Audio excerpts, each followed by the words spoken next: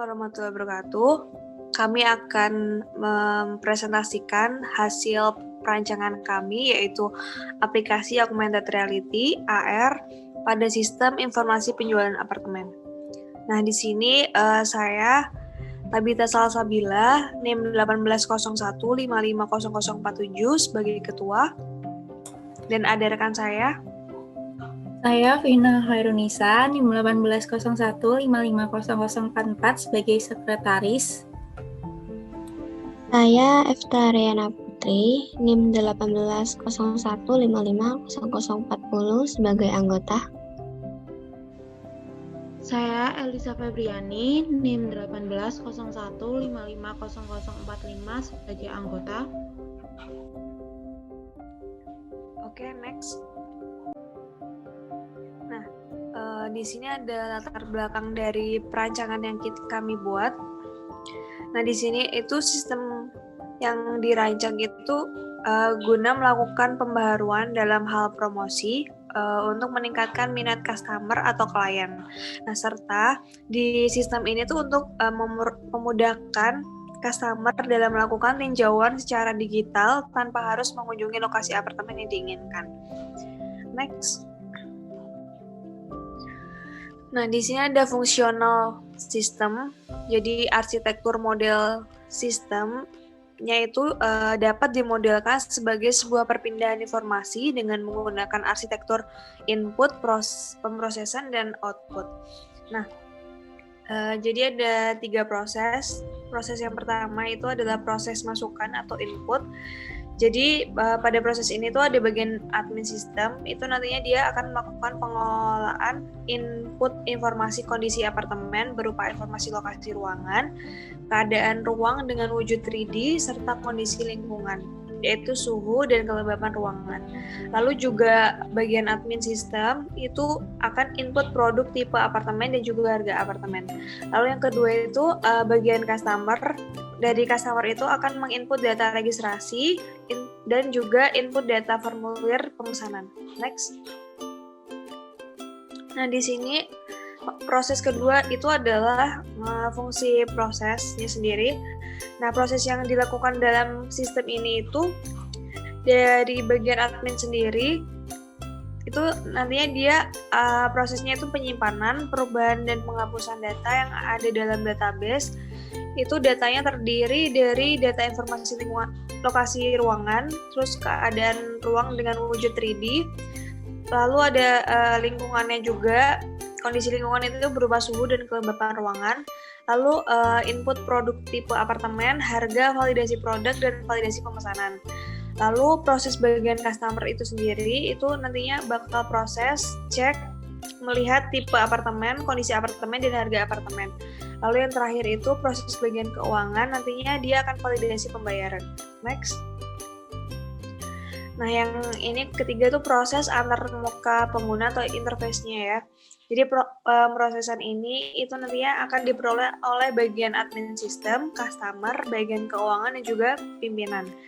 Nah, di dalam pemrosesan ini itu ada data registrasi yang nantinya akan menampilkan data customer yang melakukan registrasi, lalu ada data formulir pemesanan yang nantinya menampilkan data formulir pemesanan apartemen, lalu ada data kondisi apartemen, nanti bakal menampilkan data informasi lokasi ruangan, keadaan ruangan dengan wujud 3D, serta kondisi lingkungan yaitu suhu dan kelembapan ruangan. Lalu ada data harga yang nantinya data akan menampilkan data informasi harga apartemen, dan yang terakhir ada data tipe apartemen yang nantinya akan menampilkan data informasi tipe apartemen. Next.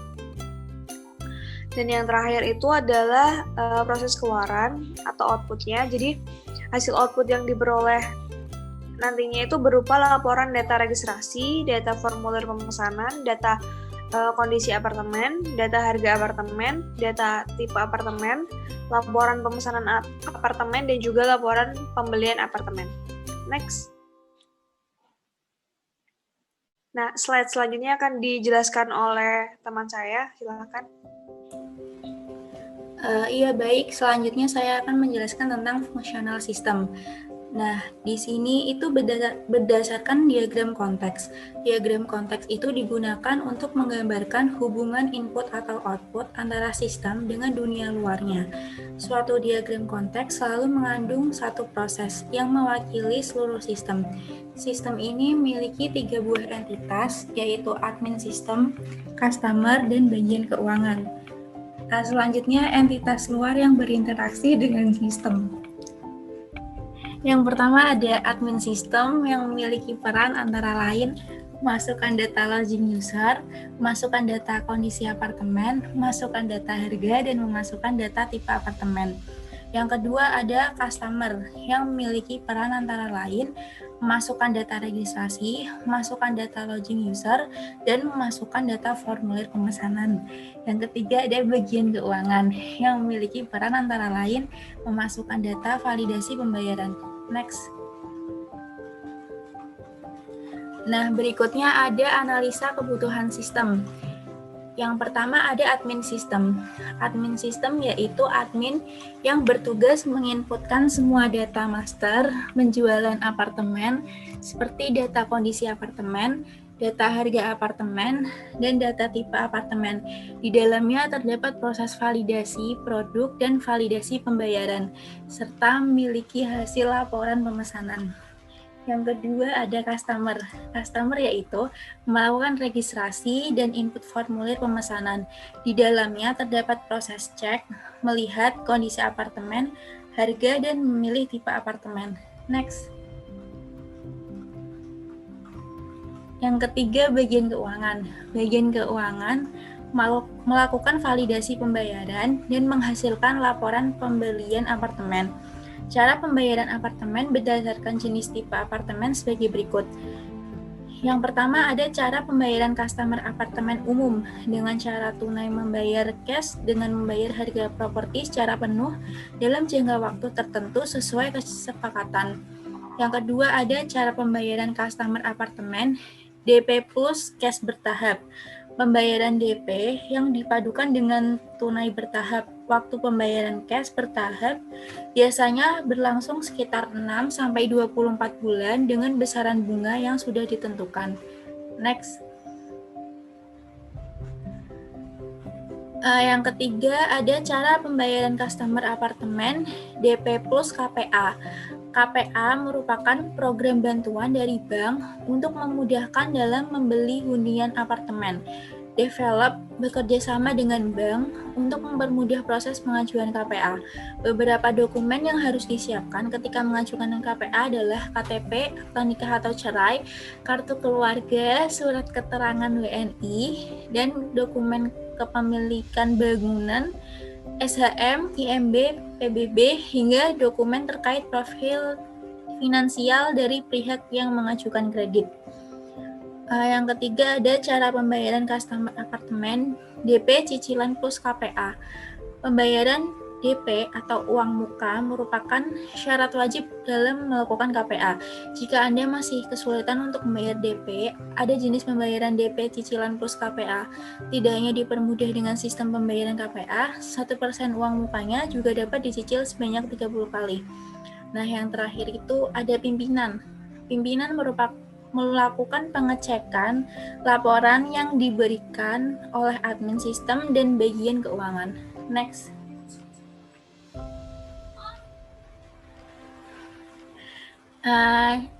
Berikut ini ada desain sistem. Yang pertama ada desain use case diagram.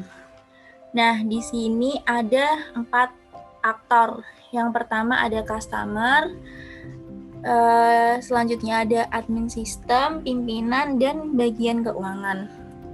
Nah, pada customer ini memiliki lodging, registrasi, cek tipe apartemen, kondisi dan harga, isi formulir pemesanan, data formulir pemesanan, dan logout.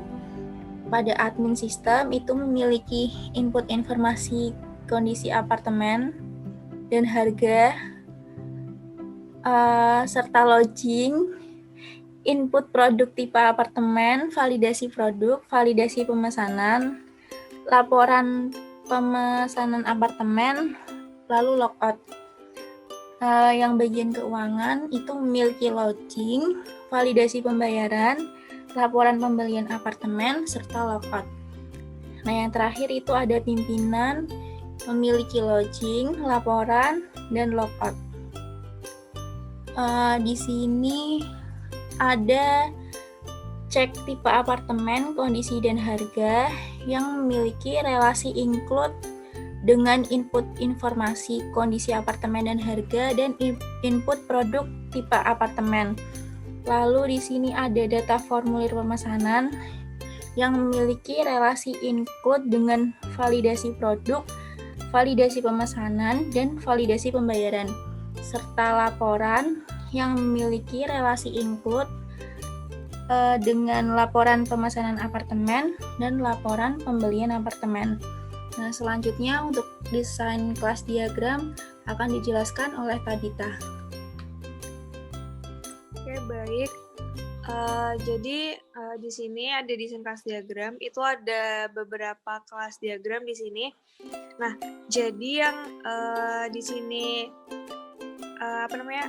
berelasi atau asosiasi dengan check-in itu ada kelas admin, kelas registrasi customer, kelas pimpinan, dan juga kelas bagian keuangan. Nah, pertama saya akan menjelaskan tentang kelas diagram admin. Jadi di admin itu akan menginputkan username, password, tipe apartemen, harga, temperatur, dan lain sebagainya. Lalu proses di admin itu sendiri ada melihat, menghapus, mengisi, dan juga mengubah. Nah, di admin itu dia punya berelasi lagi, yaitu agregasi dengan kelas diagram tipe apartemen. Nah, di tipe apartemen ini itu ada ID apartemen, gambar apartemen, harga apartemen, dan juga informasi apartemen. Dan proses di kelas diagram apartemen itu sendiri adalah save. Nah, setelah itu dari kelas diagram tipe apartemen dia berelasi asosiasi ke kelas diagram customer. Nah, di kelas diagram customer itu sendiri dari customer itu menginputkan ID customer, nama lengkap, alamat, nomor telepon, email, tipe unit, dan lain sebagainya. Setelah itu proses di kelas diagram customer itu sendiri ada melihat, menghapus, mengisi, dan mengubah.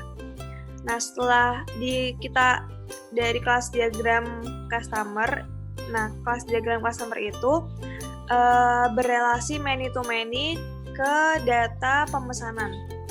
Nah, di data pemesanan itu sendiri itu ada nomor formulir, hari, tanggal, jam, nama, nomor telepon, dan juga gambar formulir pemesanan. Dan proses pada data pemesanan itu sendiri adalah save. Setelah itu dari kelas diagram data pemesanan itu nantinya dia berelasi agregasi dengan kelas diagram pembayaran. Jadi di kelas diagram pembayaran itu ada nomor pembayaran, hari, tanggal, nama customer, dan lain sebagainya. Lalu proses di kelas diagram pembayaran itu sendiri adalah checklist. Nah, setelah dari kelas diagram pembayaran, di situ dia berelasi agregasi dengan bagian keuangan. Nah, di bagian keuangan itu sendiri ada username, password, dan juga scan persyaratan. Nah, proses di bagian keuangan itu sendiri ada melihat, menghapus, mengisi, dan juga checklist. Nah, setelah itu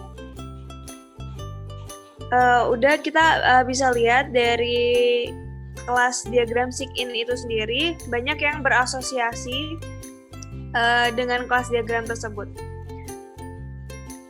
Nah, seperti ini juga dari registrasi customer. Di registrasi customer itu berisi username, password, email, nomor telepon, dan juga norek. Dan prosesnya di registrasi customer itu ada buat akun. Kalau di pimpinan itu hanya username, password, dan juga kalau prosesnya itu melihat. Next. Selanjutnya akan dijelaskan oleh rekan saya, silakan. Baik, jadi di slide ini ada desain tabel database. Yang pertama ada tabel admin yang berisi username, password, tipe apartemen, harga, temperatur, kelembapan ruangan, augmented reality, lalu foto ruangan. Di sini username merupakan primary key-nya. Lalu ada tabel registrasi customer, terdapat username, password, email, nomor telepon, lalu nomor rekening. Username merupakan primary key. Yang ketiga ada tabel tipe apartemen, terdapat ID apartemen, gambar apartemen, harga apartemen, lalu informasi apartemen. Di sini ID apartemen merupakan primary key.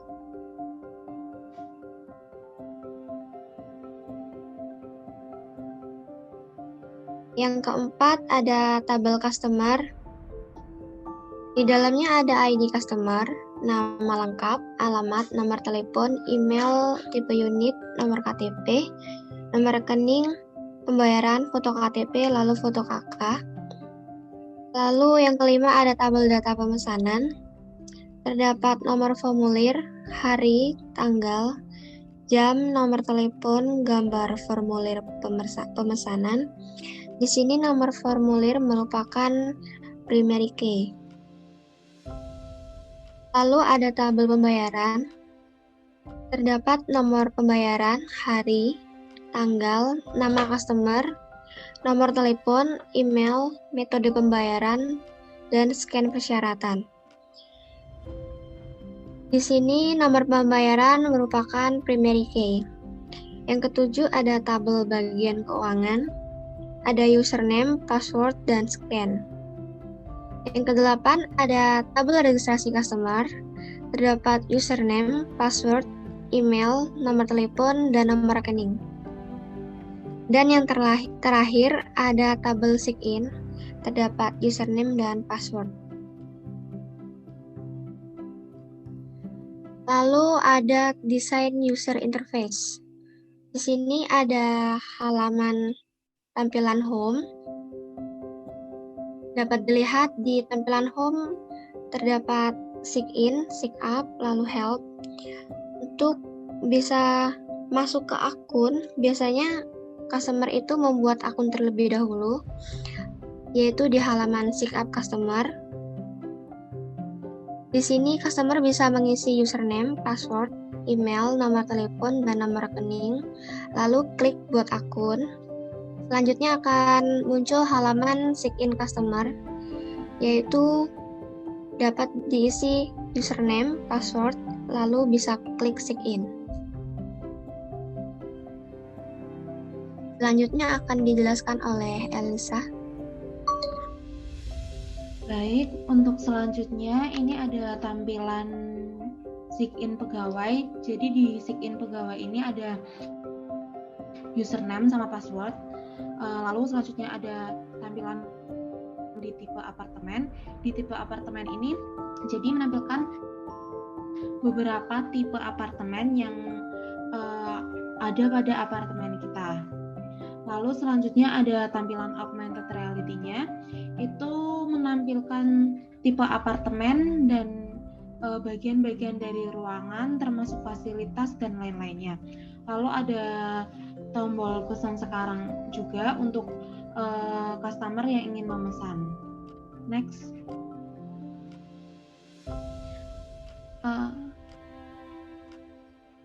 Selanjutnya ini ada formulir pemesanan. Jadi di formulir pemesanan ini ada nama, alamat, nomor telepon, email, tipe unit, nomor KTP, nomor rekening pembayaran, foto KTP, foto KK yang nantinya akan diserahkan kepada admin kita. Ini untuk customer. Lalu ada halaman menu admin. Di halaman menu admin ini yang bisa mengakses hanya admin saja, dan itu terdapat input informasi apartemen, lalu validasi pemesanan apartemen. Lalu ada tombol logout juga untuk logout dari sistemnya. Selanjutnya ada input informasi. Jadi input informasi ini terdapat informasi dari apartemennya, dari tipe apartemen, harga, temperatur, kelembapan ruangan, augmented reality-nya, foto ruangannya. Itu bisa disimpan. Next. Selanjutnya ada validasi pemesanan. Di validasi pemesanan ini jadi ada data pemesanan yang terdiri dari nomor formulir, hari, jam, nama, nomor telepon, dan formulir pemesanannya. Lalu ada nomor antriannya juga. Lalu ada tombol checklist untuk menceklis apakah data pemesanan ini komplit atau tidak. Lalu selanjutnya ada tampilan pemesanan. Di tampilan pemesanan ini ada semacam perhatian, itu untuk customer agar yakin atau tidak untuk memesannya. Lalu selanjutnya ada notifikasi pemesanan. Di notifikasi pemesanan ini muncul notifikasi pemesanan bahwa customer telah melakukan pemesanan dan segera untuk melakukan pembayaran. Lalu ada tombol selesai. Next.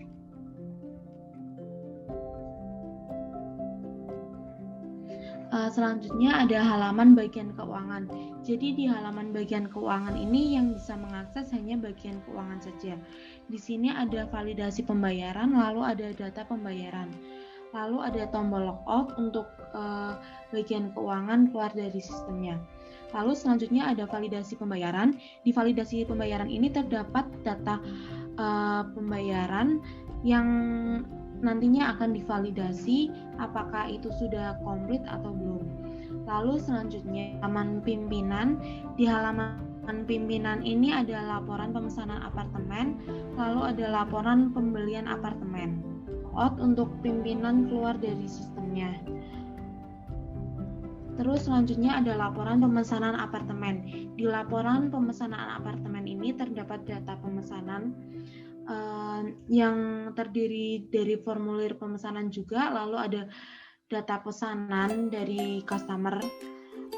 Untuk selanjutnya ada laporan pembayaran apartemen.